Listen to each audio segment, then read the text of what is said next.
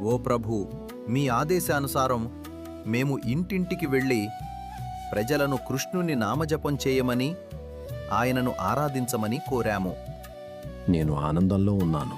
హే ప్రభూ, మద్యం సేవనంలో లిప్తమైన ఇద్దరికి మీ సందేశం అందించేందుకు ప్రయత్నించాము, కాని వారు మమ్మల్ని చంపడానికి దూసుకొచ్చారు. మీ కృపతోనే మేము తప్పించుకోగలిగాము. ఆ ఇద్దరెవరు? వారి పేర్లేమిటి? హే ప్రభూ, వారు జగాయి మరియు మాధాయి. బ్రాహ్మణ వంశంలో జన్మించినప్పటికీ చెడు సాంగత్యం వల్ల ఇప్పుడు తీవ్రమైన పాపులయ్యారు.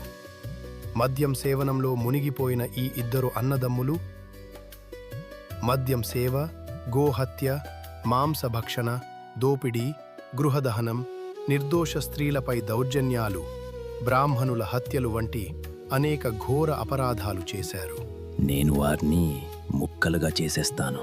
హే ప్రభూ, దయచేసి వారిని శిక్షించవద్దు. కలియుగంలో చాలామంది జగాయి, మాధాయి లాంటి వారే.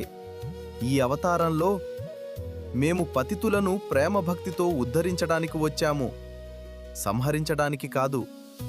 దయచేసి వారిని నా అధీనంలో అప్పగించండి. మీరు వారిపై మీ కృపను ప్రసాదించినందున వారు త్వరలోనే ఉద్ధారాన్ని పొందుతారు.